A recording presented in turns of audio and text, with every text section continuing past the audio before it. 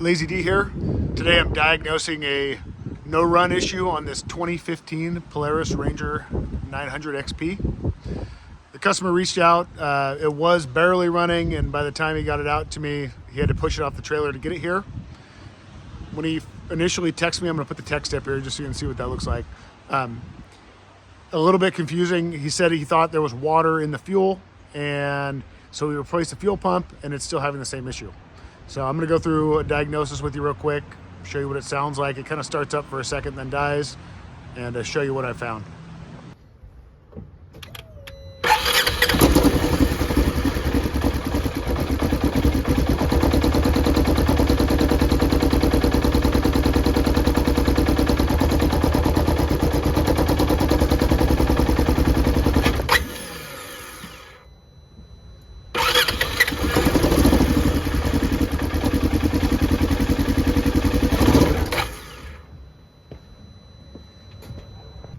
So the customer went ahead and shotgunned the fuel pump thinking there was a fuel issue, which it seems like there is, but if you're getting to the point where you can't determine what the problem is, you should try to verify the issue before ordering a part, or verify that whatever you think is bad is bad. So for a fuel pump, that would be checking the fuel pressure. So there's a Schrader valve on this fuel rail, and if you get a fuel pressure test kit, you can test for pressure right here. You can turn the key on, you can do it while it's running.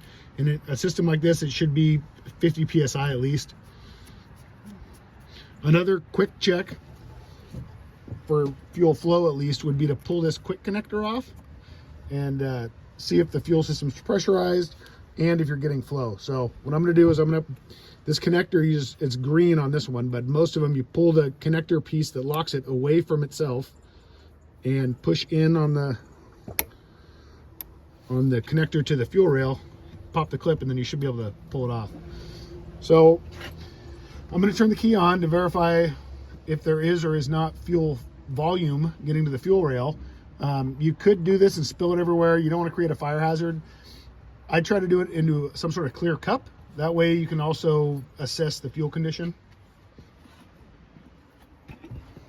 So I just have this jar. I'm going to stick this jar over this.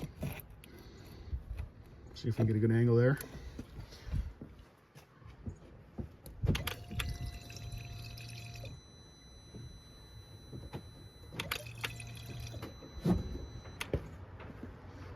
So there's fuel.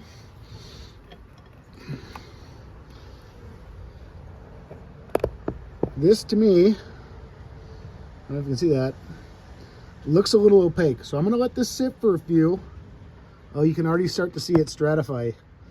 See at the top here? So there's a ton of water in this fuel. That is an issue. So I've let this settle out for a few, and there's a ton of water. So gasoline is lighter than water, so it's going to float on top of the water. So that means that this bottom section is all water, and that is the gasoline. So 2/3 of what, at least this is what's in the bottom of the fuel tank, is water. So that's a big problem. I'm gonna talk to the customer. I'm also gonna check the fuel injectors just to see if they're spraying all right. In order to inspect the injector spray pattern, you have to remove the fuel rail. So there's a couple screws you gotta take out to do that. There's some brackets here that are screwed into the intake plenum that hold down some of the wiring loom connection points. They're T20s. You only have to take the outer two out, or not even all the way out. If you just loosen them enough that this bracket is loose, you'll have enough room. And then two T25s back at the edge of the fuel rail here on each side. So you get those all out and you'll be able to wiggle this all back and pull it back. I've pulled the rail and the injectors and I've put it on a red rag here, so there's a little bit of contrast behind it, so maybe you can see a little bit better. In order to see the injector spray pattern, I needed to secure the injectors into the fuel rail. If you don't do this, they're going to pop out. Could be dangerous potentially and spray fuel everywhere. I just use zip ties around the rail and around the fuel injector connector, and I'm going to point these straight up, and I'm going to crank the engine, and we're going to see the fuel spray pattern.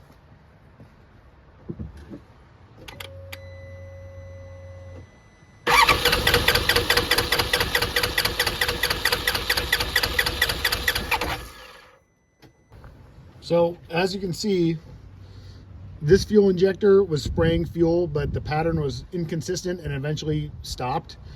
This fuel injector didn't spray fuel at all. So there's a problem. There's either some contaminants that have worked their way to the end of this fuel system, or these injectors have just failed. So I'm gonna go ahead and replace these, and this bike should run.